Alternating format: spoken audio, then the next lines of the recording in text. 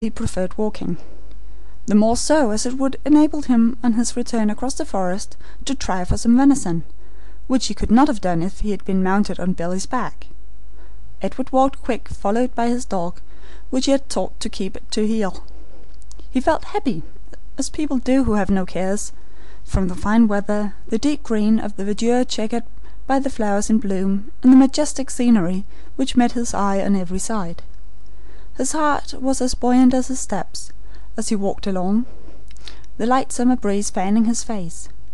His thoughts, however, which had been more of the chase than anything else, suddenly changed, and he became serious. For some time he had heard no political news of consequence, or what the Commons were doing with the king.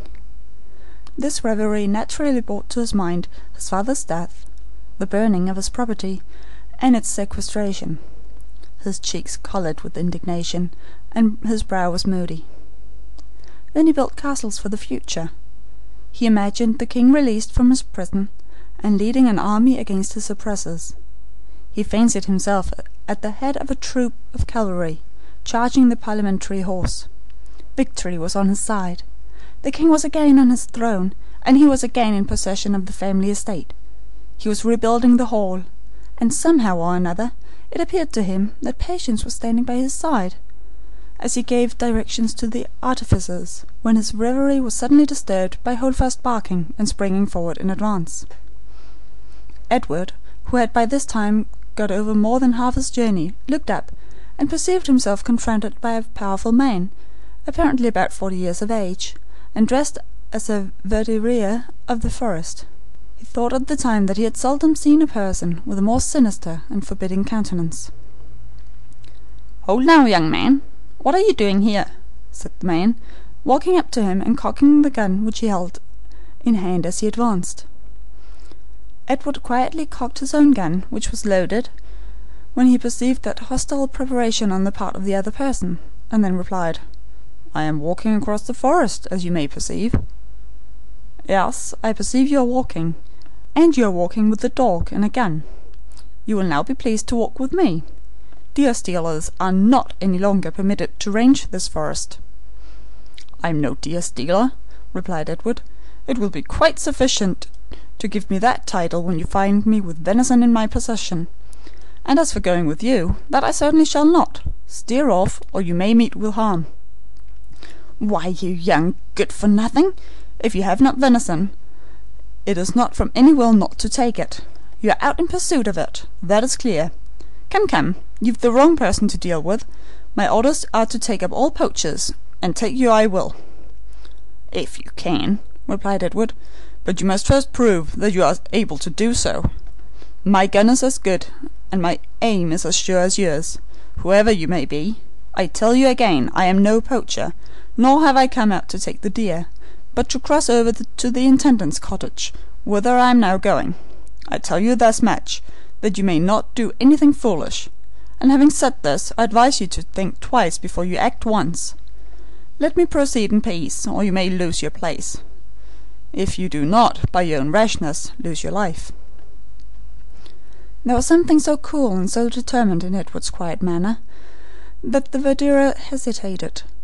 He perceived that any attempt to take Edward would be at the risk of his own life, and he knew that his orders were to apprehend all poachers, but not to shoot people. It was true that resistance with firearms would warrant his acting in self-defence, but admitting that he should succeed, which was doubtful, still Edward had not been caught in the act of killing venison, and he had no witnesses to prove what had occurred. He also knew that the intendant had given very strict orders as to the shedding of blood, which he was most averse to under any circumstances, and there was something in Edward's appearance and manner so different from a common person that he was puzzled. Moreover, Edward had stated that he was going to the intendant's house. All things considered, as he found that bullying would not succeed, he thought it advisable to change his tone, and therefore said, "You tell me that you are going to the intendant's house. You have business there, I presume? If I took you prisoner, it is there that I should have conducted you. So, young man, you may now walk on before me." "I thank you," replied Edward, "but walk on before you I will not. But if you choose to half-cock your gun again, and walk by my side, I will do the same. Those are my terms, and I will listen to no other. So be pleased to make up your mind, as I am in haste."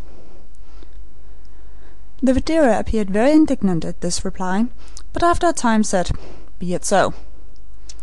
Edward then uncocked his gun, with his eyes fixed upon the man, and the Vadira did the same, and then they walked side by side, Edward keeping at the distance of 3 yards from him in case of treachery. After a few moments' silence, the Vadira said, "You tell me you are going to the Intendant's house. He is not at home." "But young Mistress Patience is, I presume," said Edward. "Yes," replied the man, who, finding that Edward appeared to know so much about the Intendant's family, began to be more civil.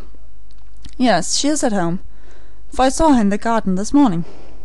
"And Oswald, is he at home?" rejoined Edward. "Yes, he is. You appear to know our people, young man. Who may you be, if it is a fair question?" "It would have been a fair question had you treated me fairly," replied Edward. "But as it is of no concern of yours, I shall leave you to find out." This reply puzzled the man still more, and he now, from the tone of authority assumed by Edward, began to imagine that he had made some mistake, and that he was speaking to a superior, although clad in a forester's dress. He therefore answered humbly, observing that he had only been doing his duty.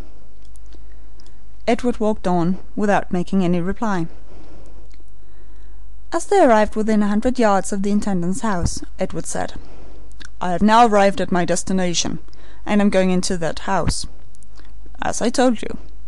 Do you choose to enter it with me, or will you go to Oswald Partridge and tell him that you have met with Edward Armitage in the forest, and that I should be glad to see him? I believe you are under his orders, are you not?" "Yes, I am," replied the Vadira, "and as I suppose that's all right, I shall go and deliver your message." Edward then turned away from the man, and went into the wicket gate of the garden, and knocked at the door of the house. The door was opened by Patience Heatherstone herself, who said, "Oh, how glad I am to see you! Come in." Edward took off his hat and bowed. Patience led the way into her father's study, where Edward had first been received. "And now," said Patience, extending her hand to Edward, "thanks, many thanks, for your preserving me from so dreadful a death. You don't know how unhappy I have been at not being able to give you my poor thanks for your courageous behaviour." Her hand still remained in Edward's while she said this. "You rate what I did too highly," replied Edward. "I should have done the same for anyone in such distress. It was my duty as a man." Cavalier, he was about to say, but checked himself. "Sit down," said Patience, taking a chair. "Nay, no ceremony. I cannot treat as an inferior one to whom I owe such a debt of gratitude." Edward smiled as he took his seat. "My father is as grateful to you as I am. I'm sure he is, for I heard him, when at prayer, call down blessings on your head. What can he do for you? I begged Oswald Partridge to bring you here, that I might find out. Oh, sir, do pray let me know how we can show our gratitude by something more than words." "You have shown it already, Mistress Patience," replied Edward. "Have you not honoured a poor forester with your hand in friendship, and even admitted him to sit down before you? He who has preserved my life at the risk of his own becomes to me as a brother. At least I feel as a sister towards him. A debt is still a debt, whether indebted to a king or a forester, Mistress Patience. That is the real word that you should not have hesitated to have used. Do you imagine that I am ashamed of my calling?" "To tell you candidly the truth, then," replied Patience, "I cannot believe that you are what you profess to be. I mean to say that, although a forester now, you were never brought up as such. My father has an opinion allied to mine." "I thank you both for your good opinion of me, but I fear that I cannot raise myself above the condition of a forester. Nay, from your father's coming down here, and the new regulations, I have every chance of sinking down to the lower grade of a deer stealer and poacher.